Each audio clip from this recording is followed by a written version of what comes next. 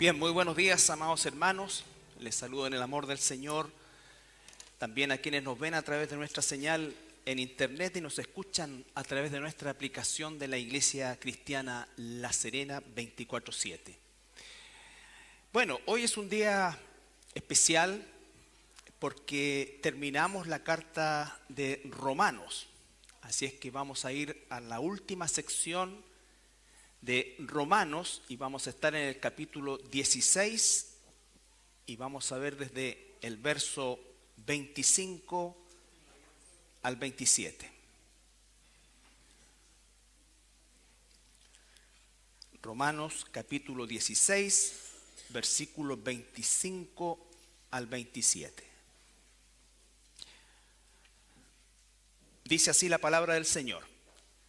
Y el que puede confirmaros según mi evangelio y la predicación de Jesucristo, según la revelación del misterio que se ha mantenido oculto desde tiempos eternos, pero que ha sido manifestado ahora y que por las escrituras de los profetas, según el mandamiento del Dios eterno, se ha dado a conocer a todas las gentes para que obedezcan a la fe.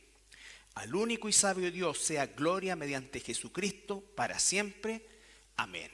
Padre, esta mañana venimos delante de ti, agradecidos por este viaje que hemos tenido de más de 2 años, Señor, en esta carta preciosa, y que hoy finalizamos, Señor, pero por supuesto que debemos examinarla permanentemente, Señor, porque sin duda alguna, como ríos de agua viva, siempre hay algo que nos enseña, que profundiza, Señor, que nos exhorta, que nos anima.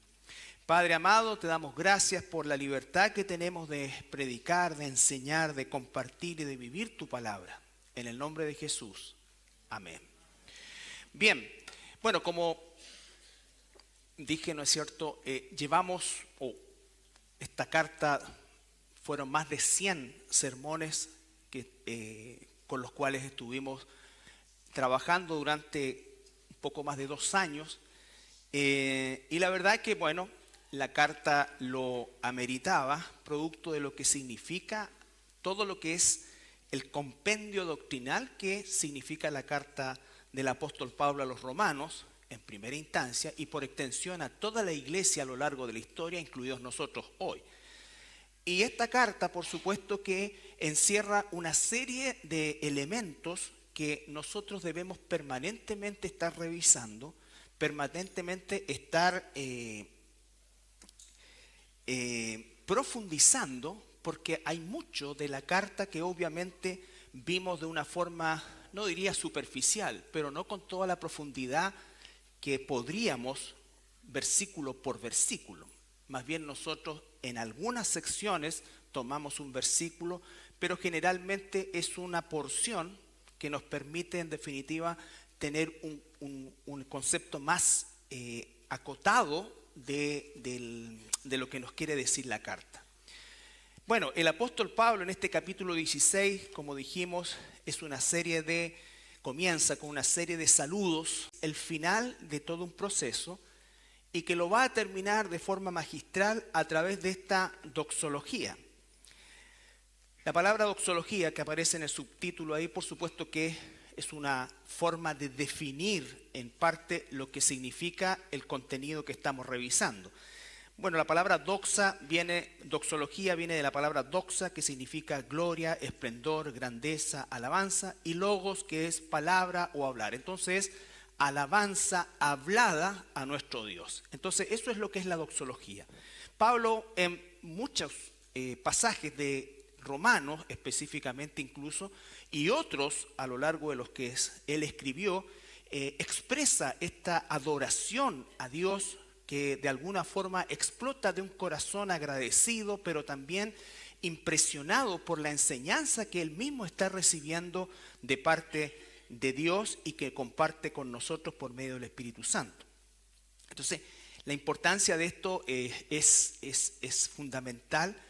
Y Pablo, al finalizar, por supuesto, como estamos diciendo, no lo hace de otra manera mejor que a través de esta doxología que vamos a desglosar un poquito para ver que aún en esta despedida del apóstol existe una riqueza doctrinal que podríamos estar mucho más tiempo del que vamos a invertir en estos minutos. Vamos a ver el versículo 25. Lo primero que dice el versículo 25 dice: y al que puede confirmaros según mi evangelio y la predicación de Jesucristo. Lo primero que nos dice el apóstol Pablo es que a través del evangelio, a través de la palabra de Dios, nosotros somos confirmados. Algo que obviamente aquel que no ha nacido de nuevo jamás puede experimentar.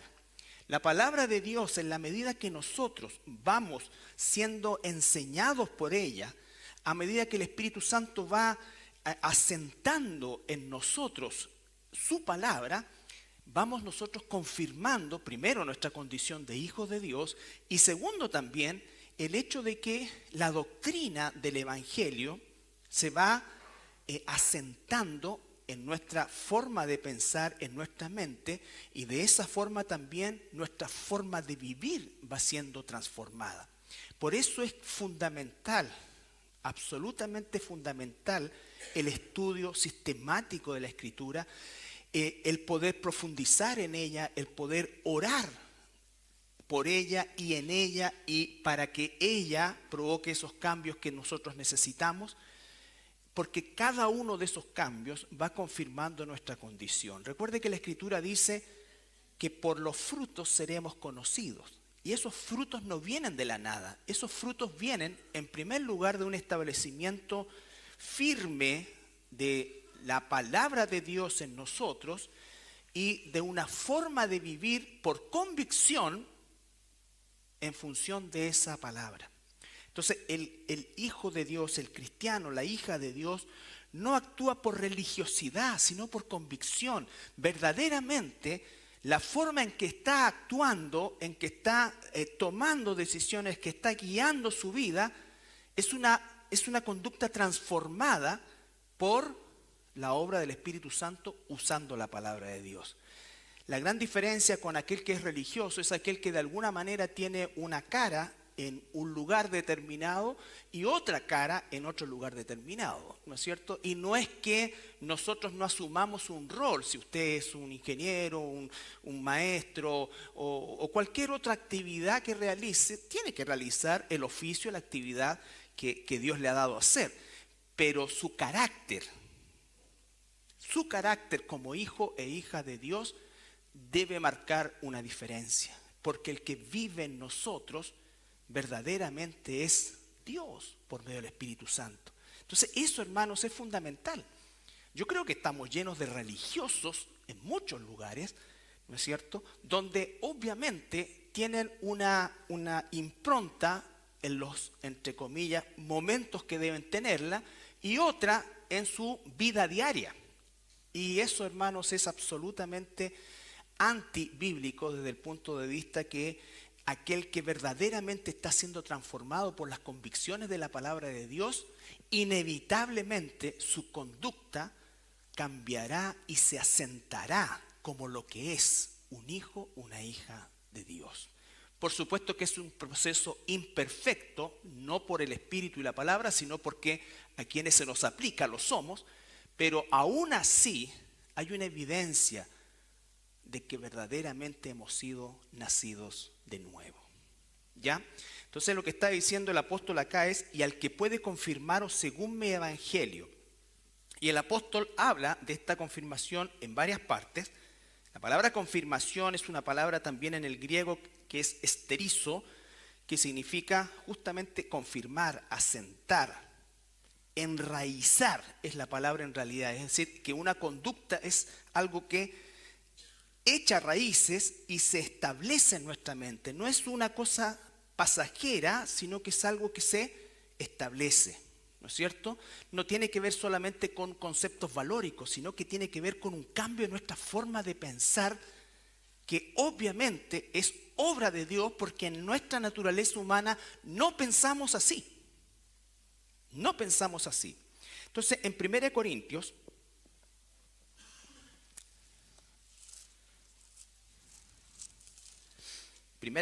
capítulo 15,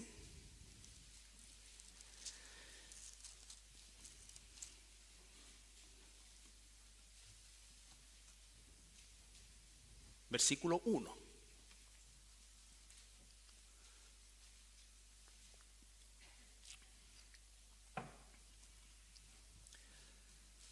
El apóstol dice: además os declaro, hermanos, el evangelio que os he predicado, el cual también recibisteis, en el cual también perseveráis, que es una palabra sinónima, ¿no es cierto?, de firmeza.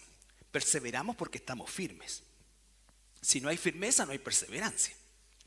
La perseverancia es obra del Espíritu Santo en nosotros, ¿no es cierto? Entonces, el evangelio que Pablo predicó a los corintios, el cual ellos recibieron y en el cual también ellos perseveran. Ahí mismo en la carta de Corintios, en el capítulo 15, pero el versículo 58. Aquí viene la recomendación del apóstol para ellos y para todos nosotros hoy. 15:58.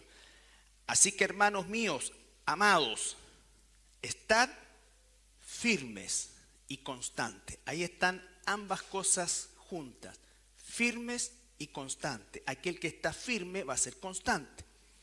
Y está firme, ¿por qué? Porque el Espíritu le predica a mi propio espíritu humano que soy un hijo de Dios, y eso entonces hace que por medio de la palabra de Dios yo esté firme. Así que, hermanos míos, amados, estad firmes y constantes. Dos cosas fundamentales: firmes y constantes. Nuestra tendencia es estar no firmes e inconstantes. El evangelio nos hace firmes y constantes. Nuestra conducta, nuestros principios, nuestros valores, nuestras decisiones, nuestra vida está tomada por el Señor por medio del Espíritu Santo, quien usa su palabra para transformar nuestra forma de pensar. Firmes y constantes, y obviamente lo que viene a continuación es producto de firmes y constantes. Creciendo en la obra del Señor. ¿Se dan cuenta? Creciendo en la obra. Eso nos lleva a ser parte activa de la iglesia.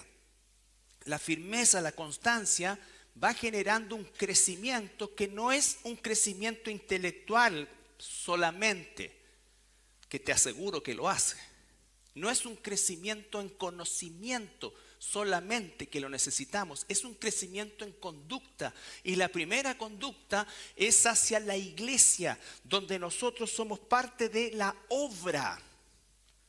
No somos asistentes a una iglesia o a esta iglesia, somos parte de la obra, ¿no es cierto? Y eso es imposible que se pueda gestar si no hay firmeza y constancia. Sabiendo siempre, creciendo en la obra del Señor, ¿qué dice? Algunas veces, siempre.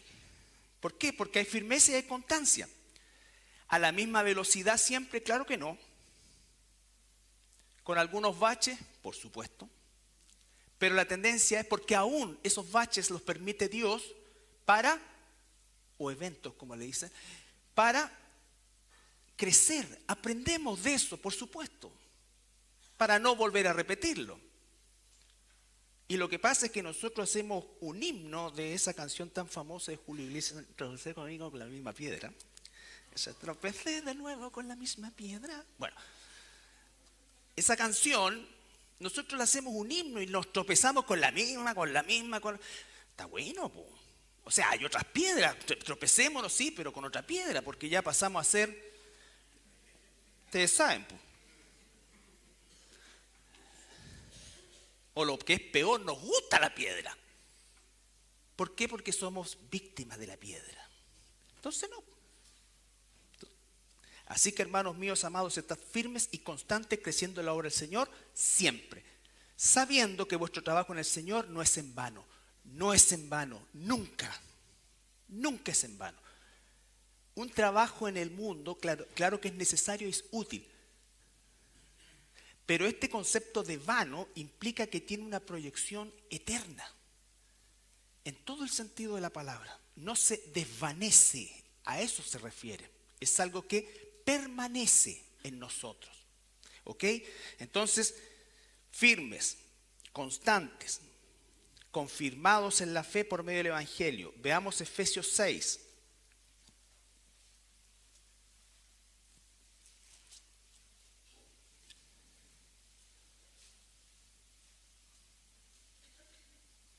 Versículo 10, Efesios 6, 10.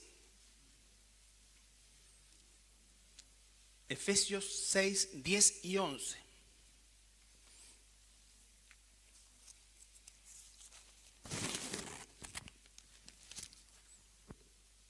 Por lo demás, hermanos míos, otra iglesia, ya no es Corinto, ya no es Roma, Éfeso, el mensaje es el mismo.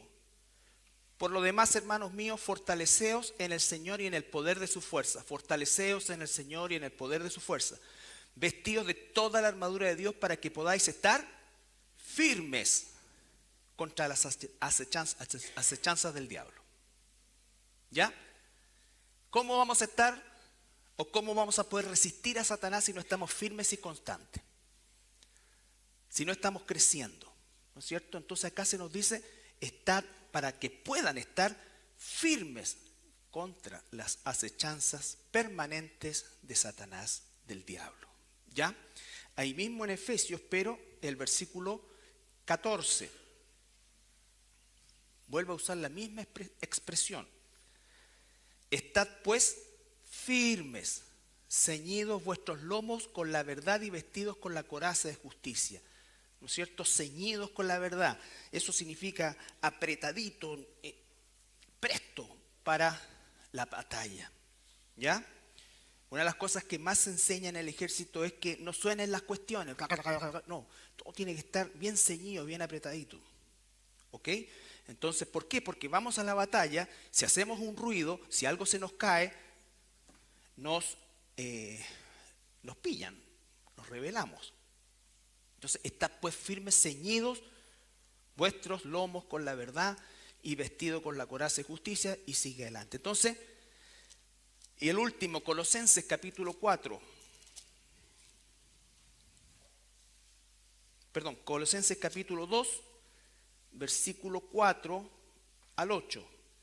Rapidito.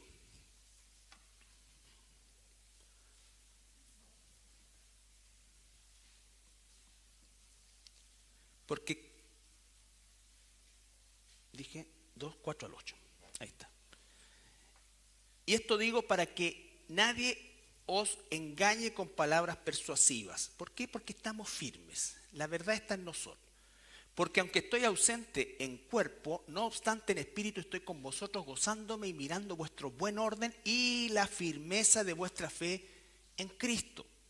Por tanto, de la manera que habéis recibido al Señor Jesucristo, andad en él, arraigados y sobreedificados en él y confirmados en la fe, así como habéis sido enseñados, abundando en acciones de gracias.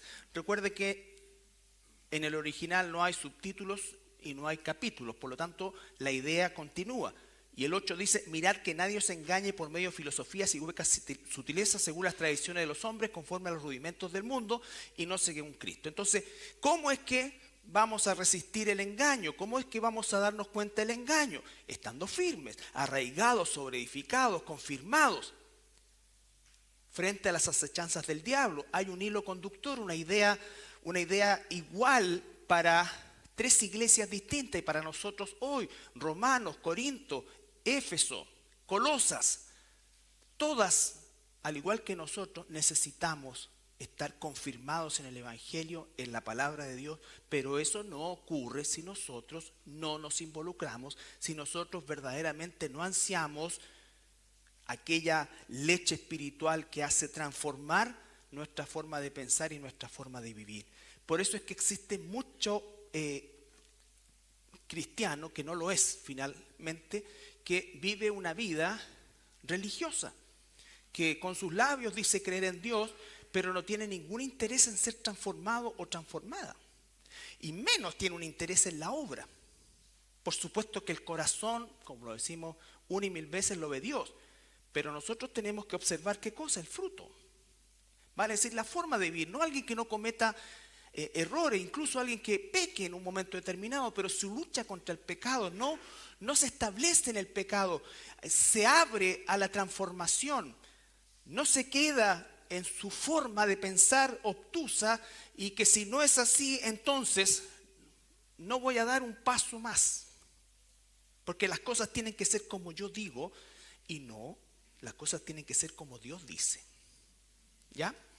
Y esa es la maravilla y el milagro de la iglesia, donde nos amamos, nos peleamos, nos perdonamos, nos amamos, nos peleamos, nos perdonamos. Y si vamos madurando, nos amamos, nos peleamos. ¿No es cierto? Pero de eso se trata esto. Y por eso dijo el Señor Jesucristo, cuando el mundo vea la unidad que ustedes tienen, a pesar de lo distintos que son, va a decir, aquí hay algo que es verdad. ¿Ok? Porque ¿qué pasa en un club deportivo? Ya, la cuestión no me están colocando en el equipo, me voy, me cambio. ¿No es cierto? Iba por el pacto no sé cuánto, me dejaron afuera, me cambio. No importa que sea la extrema izquierda porque yo tengo que estar ahí.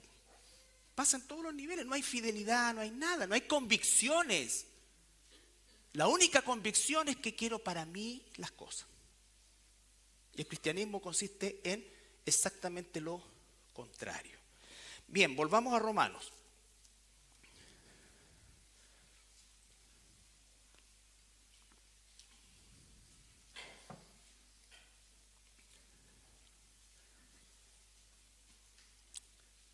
Leemos el versículo 25, una vez más. Y al que puede confirmaros según mi evangelio y la predicación de Jesucristo, según la revelación del misterio que ha sido mantenido oculto desde tiempos eternos.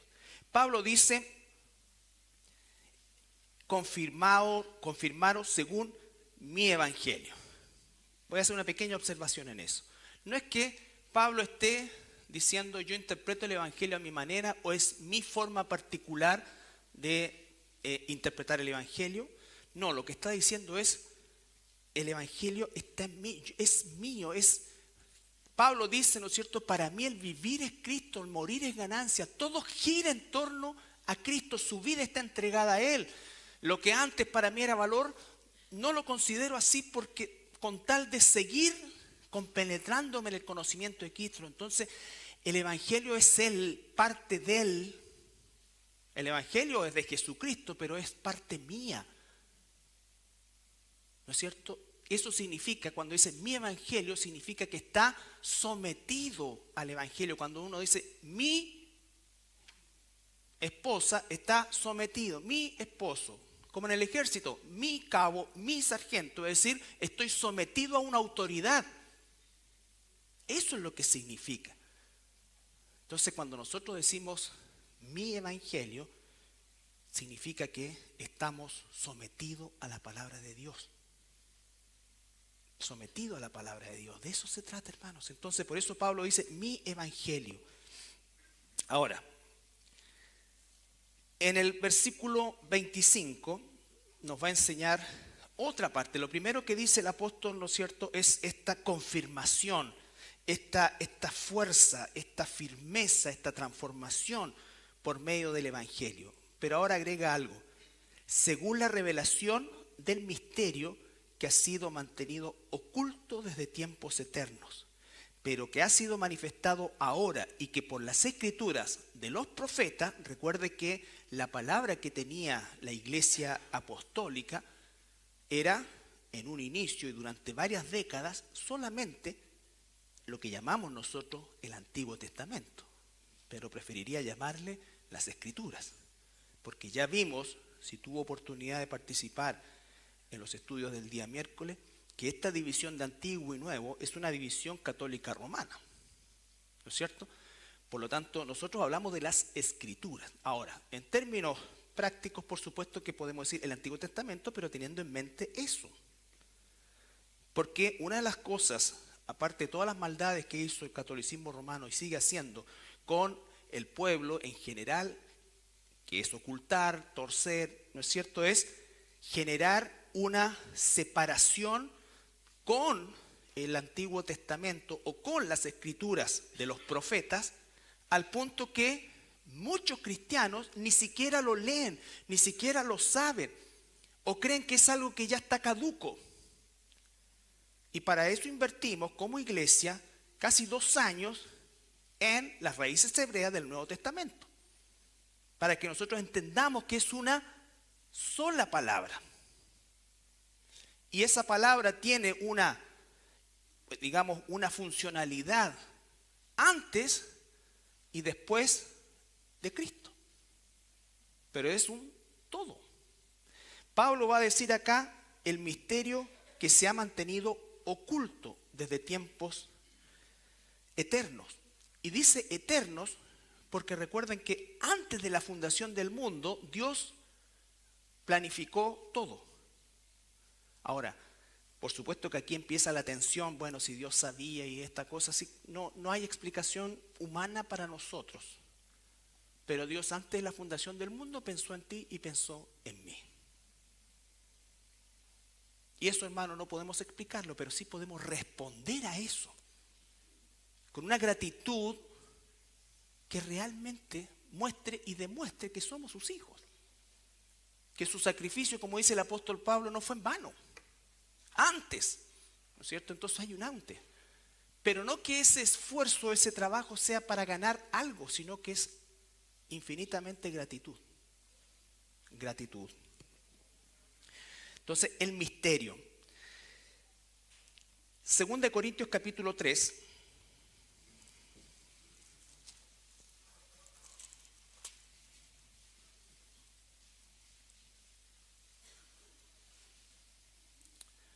Lo primero que Pablo va a decir, que el misterio se mantuvo oculto. ¿Qué significa esto? Que los judíos, pueblo del cual Pablo provenía, aunque sabían lo que decía el Tanaj o lo que llamamos nosotros el Antiguo Testamento, ellos no podían ver esto. Porque ¿cómo es que esto se ve, se entiende? Por medio de la obra del Espíritu Santo. Entonces dice el versículo 14, capítulo 3 de 2 de Corintios, pero el entendimiento de ellos se embotó, o sea, se nubló. Porque hasta el día de hoy, cuando leen el antiguo pacto, les queda el mismo velo no descubierto, el cual por Cristo es quitado. ¿No es cierto? Y aún hasta el día de hoy, cuando se lee a Moisés, el velo está puesto sobre el corazón de ellos. Pero, hay un pero, cuando se conviertan al Señor, el velo será quitado. Hay un día, y acá a esta altura estamos hablando de judíos, no de todo Israel, de las tribus que quedaron, Judá, Benjamín, Leví, que se agruparon como la casa de Judá. ¿No es cierto? Muchos se convirtieron durante los primeros años de la iglesia, pero luego eso fue decayendo hasta el día de hoy, ¿no es cierto?, en que realmente, a no mediar, por supuesto, el milagro de Dios, ellos van a seguir obtusamente pensando que lo que quizás nosotros pensábamos antes, que el Nuevo Testamento no tiene nada que ver con que esta es la palabra de Dios. Entonces dice, y aún, versículo 15, y aún hasta el día de hoy, cuando se lee a Moisés, el velo está puesto sobre el corazón de ellos. Pero cuando se conviertan al Señor, el velo se quitará, porque el Señor es el Espíritu, y donde está el Espíritu del Señor, ahí hay libertad. Ellos todavía son esclavos. Entonces, lo primero que dice Pablo, volvemos al capítulo 16, versículo 25.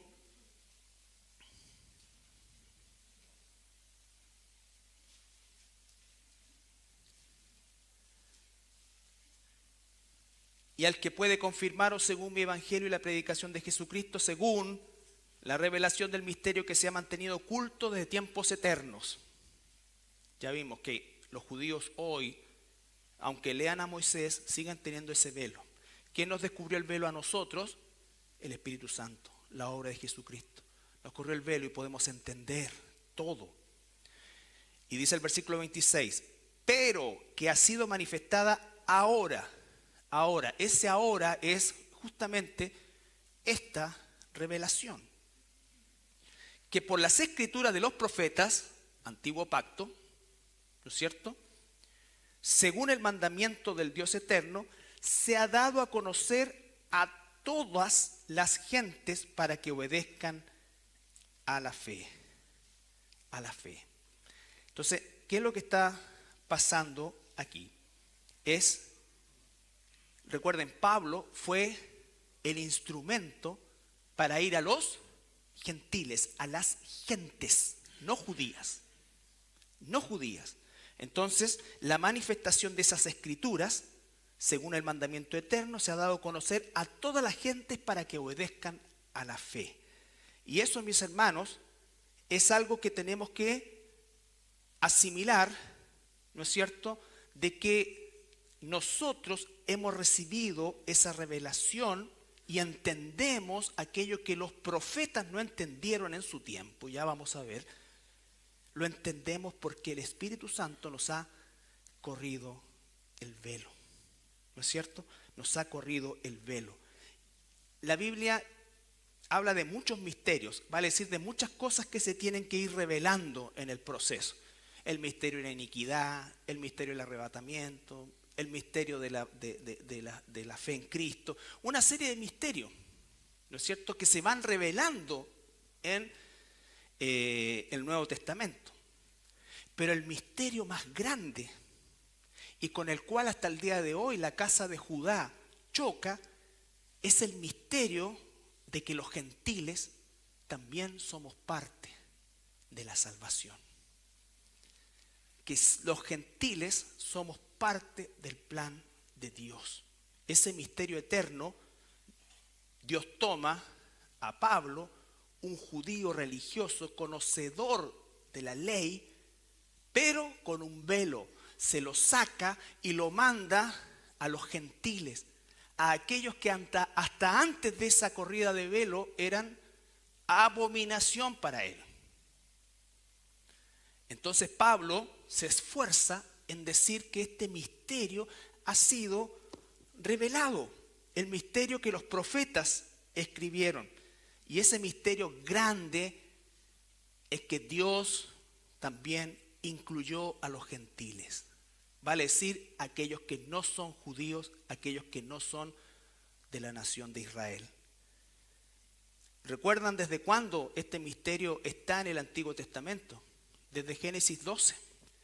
Cuando Dios llama a Abraham, del 1 al 3 lo puedes buscar. Después Dios llama a Abraham y le dice: haré una gran nación, refiriéndose a Israel, y serán benditas en ti todas las familias, todas las gentes de la tierra. Desde ese momento empieza. Entonces, en Efesios capítulo 2, versículo 11 al 22. Los que hicieron el estudio de la raíz hebrea podrán hacer las conexiones correspondientes. Los que no, pueden verlo en la internet. Efesios capítulo 2, versículo 11 en adelante. Estamos hablando del misterio grande, el misterio revelado. Pablo está llevando esto al mundo gentil, está hablando también a esa altura a un pueblo judío, y en Éfeso, o a los hermanos de Efesios, les dice: por tanto acordaos de que en otro tiempo vosotros, ¿quiénes? Los gentiles, no los judíos, los gentiles, en cuanto a la carne, erais llamados sin circuncisión por la llamada circuncisión hecha con mano en la carne. En aquel tiempo estabais sin Cristo, alejado de la ciudadanía de Israel. Dios tiene un solo pueblo en la Escritura y ese pueblo se llama Israel. Nosotros, los gentiles, somos injertados en Israel. En aquel tiempo estabais sin Cristo, alejados de la ciudadanía de Israel y ajenos a los pactos de la promesa, sin esperanza y sin Dios en el mundo. Pero ahora, en Cristo Jesús, vosotros que en otro tiempo estabais lejos, habéis sido hechos cercanos por la sangre de Cristo, porque Él es nuestra paz, que de ambos pueblos hizo uno, derribando la pared intermedia de separación, aboliendo en su carne las enemistades, la ley de los mandamientos expresados en ordenanzas, para crear en sí mismo de los dos un solo y nuevo hombre, haciendo la paz, lo que llaman el Israel espiritual.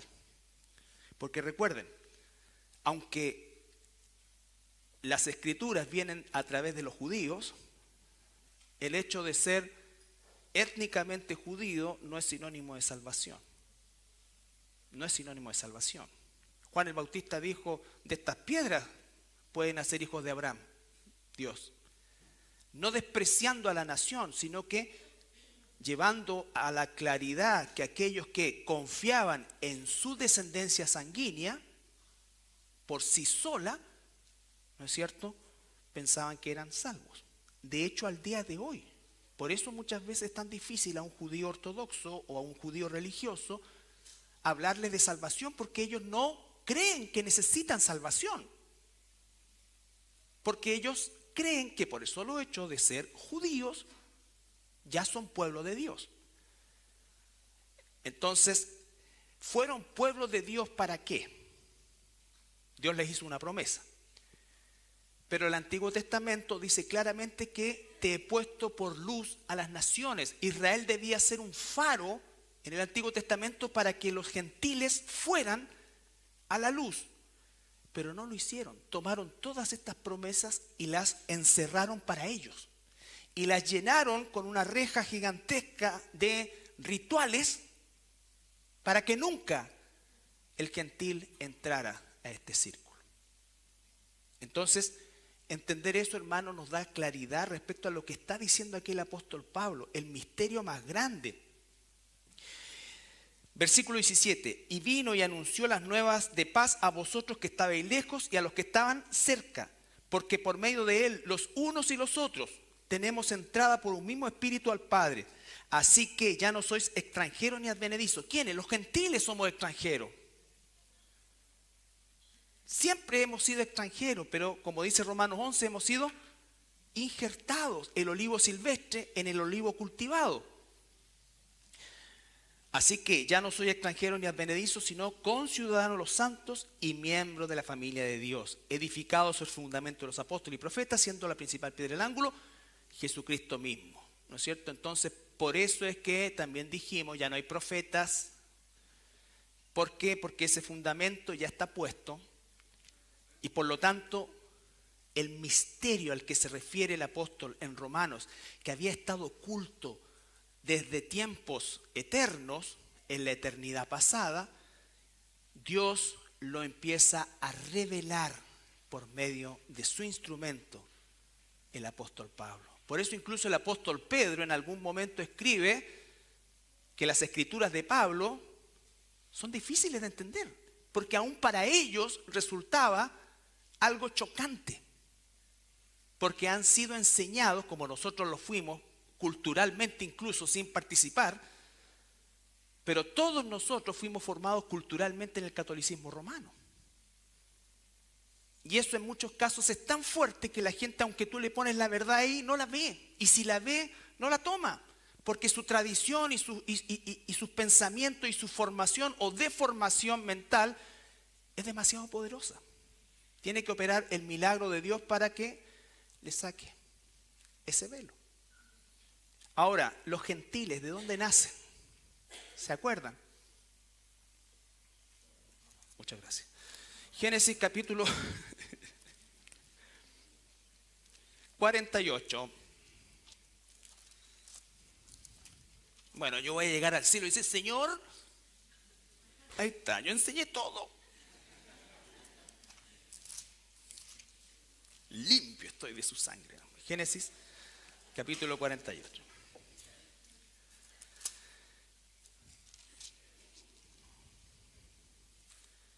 Recuerden ustedes, estamos hablando de Jacob, recién hablamos de Abraham. Abraham, Isaac y Jacob, los patriarcas. Ahora en el 48 ya Jacob está por morir, llama a José, adopta a los dos hijos de José, quienes eran una mezcla de judío con una madre egipcia, o israelita con una madre egipcia. A esa altura todavía no existía judaísmo. ¿Por qué? Porque estaba el Israel completo. Y los bendice. ¿Se acuerdan? Y los adopta como hijos. Aunque eran sus nietos, él los adopta como hijos para extender su bendición. Cruza las manos. Y recuerden que este signo es un signo de pacto. Se tomaban las manos y hacían un pacto. Esto le daba la fortaleza al pacto, que era mucho más fuerte que esto, era así. Y hace un pacto, versículo 18. Y dijo José a su padre: no así, padre mío, porque este es el primogénito, pon tu mano derecha sobre su cabeza. La cruzó y la mano derecha, que era la mano de la bendición o del traspaso, se la puso al menor, que era muy bien. Mas su padre no quiso y dijo: lo sé, hijo mío, lo sé, también vendrá a ser un pueblo. ¿Quién? Manasés, muy bien. Y será también engrandecido, pero tu hermano menor será más grande que él, y su descendencia formará, ¿qué cosa? Multitud de goín, naciones de distinto tipo. Por eso cuando Dios, el Señor Jesucristo, manda o hace ese primer mandato a sus primeros apóstoles, a sus discípulos, a sus primeros discípulos, Él le dice: id a las naciones, a los goín. ¿Recuerdan cómo es que nace Efraín como casa? Hay una división. Efraín se divide, Judá se mantiene. Efraín es tomado prisionero, cautivo, dispersado, asimilado, y se perdieron las 10 tribus.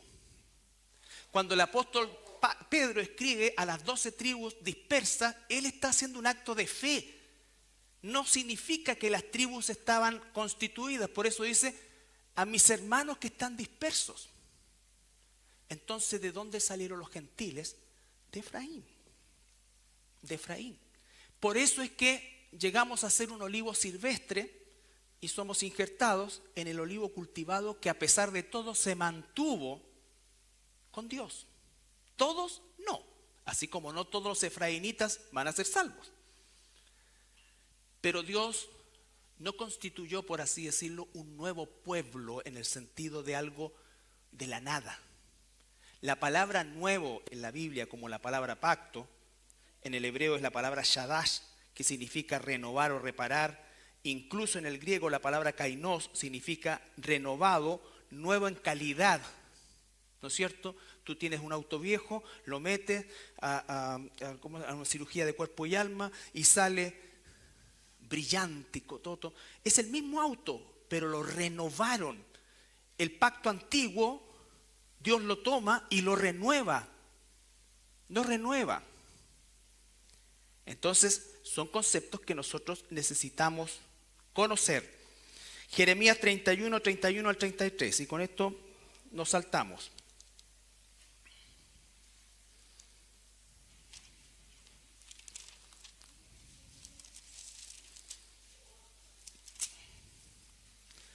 Jeremías 31, 31 al 33.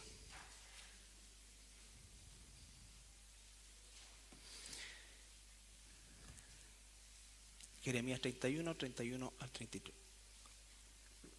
He aquí vienen días, dice Jehová, en los cuales haré nuevo pacto, renovaré el pacto con la casa de Israel, con todos los que están dispersos.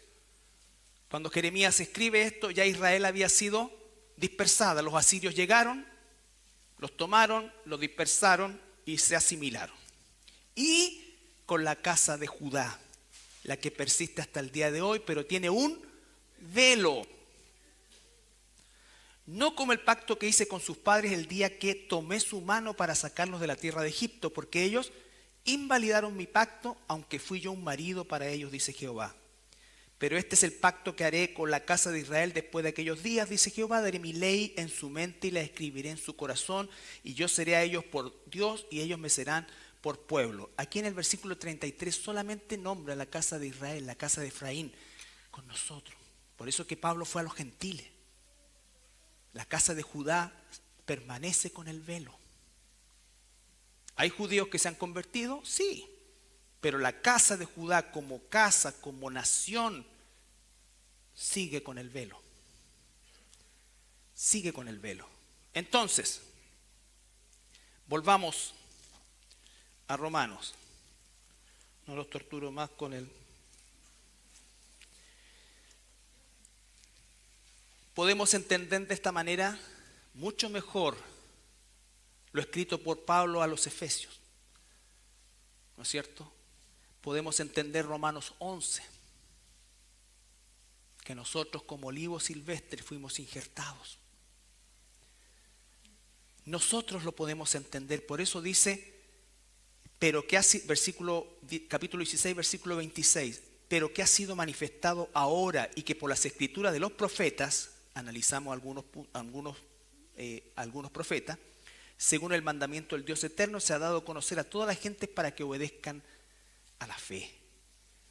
Los profetas. Primera de Pedro, capítulo 1.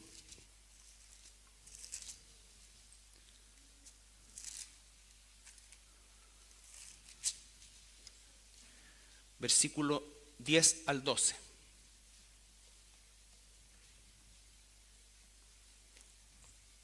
Recuerde, el nuevo pacto lo hizo con Israel. Todavía Judá no entra en ese pacto como nación.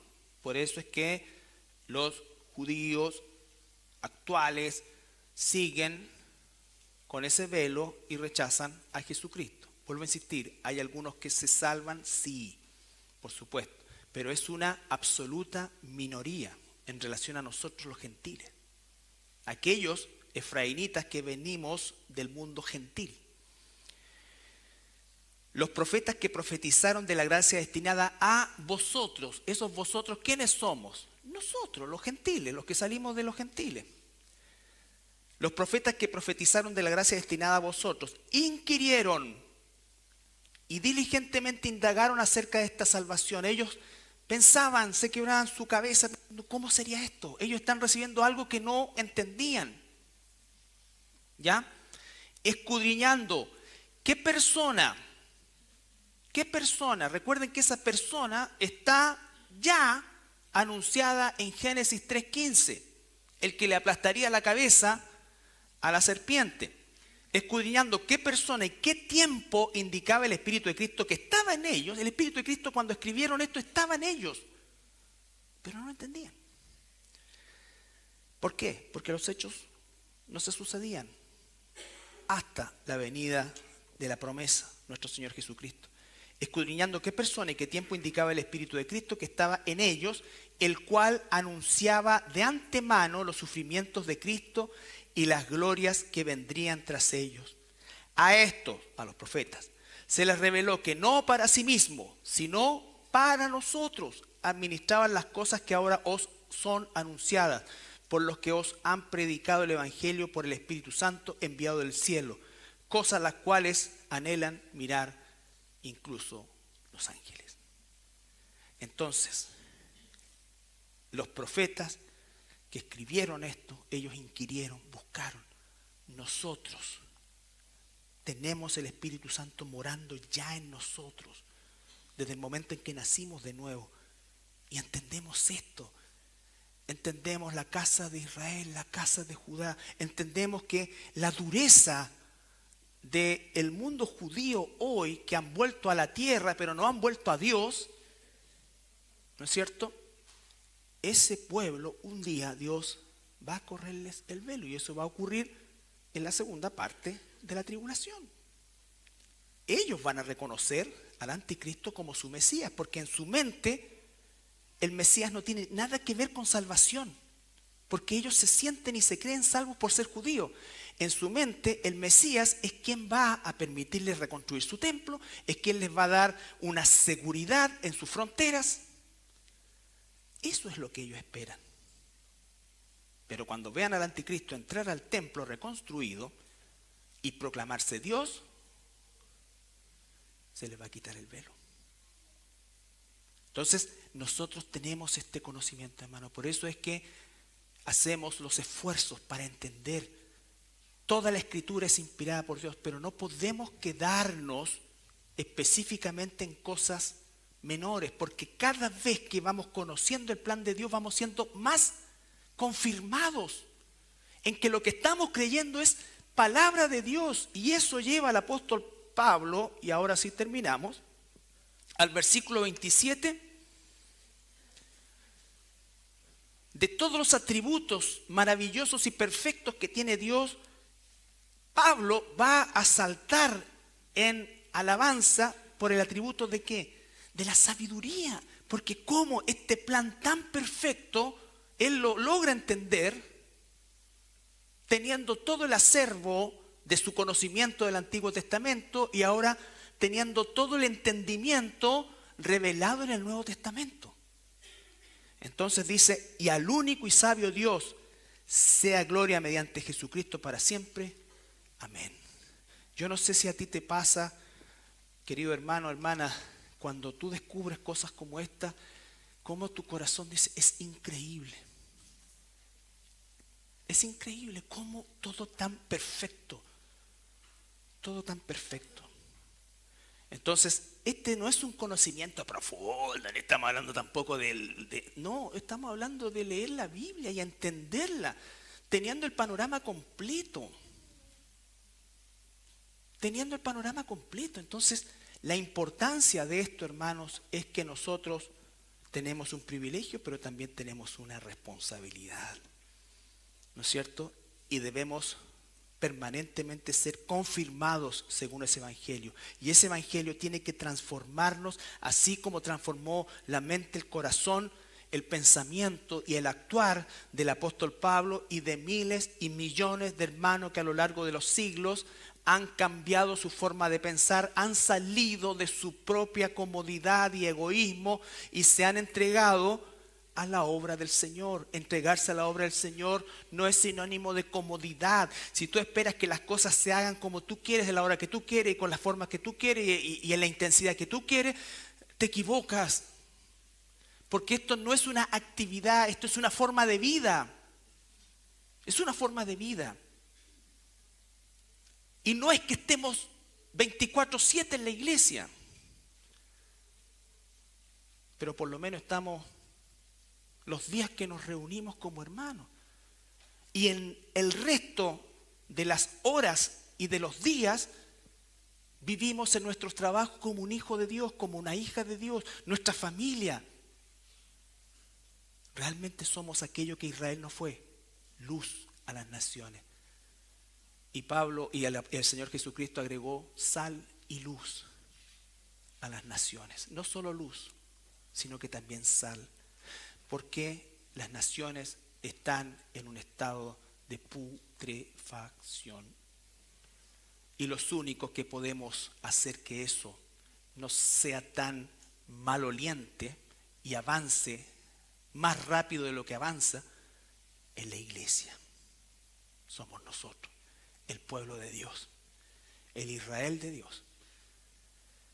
Aquellos que nuestros ojos han sido descubiertos y nuestra vida, como dice el apóstol Pablo, nuestra vida es la vida de Dios. Para nosotros el vivir es Cristo y el morir ganancia.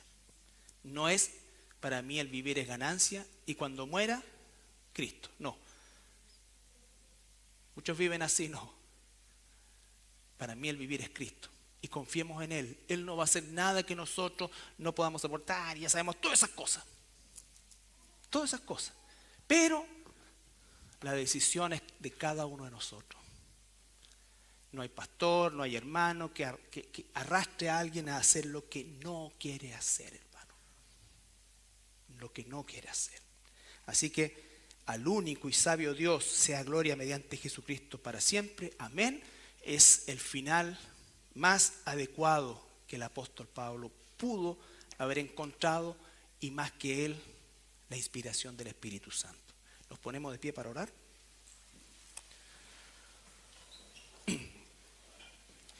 Padre, al finalizar esta carta, Señor, cómo no agradecer, Señor, por tu sabiduría, tu gracia. En Romanos aprendemos todo el plan. Tenemos la certeza y la seguridad que estamos en tu mano y que nada podrá separarnos de ti, Señor.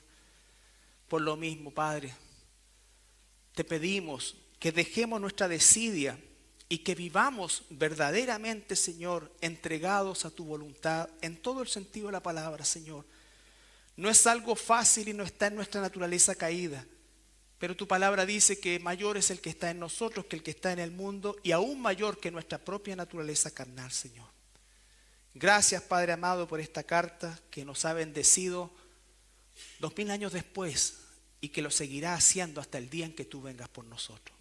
Te agradecemos todo en el nombre de Jesús. Amén.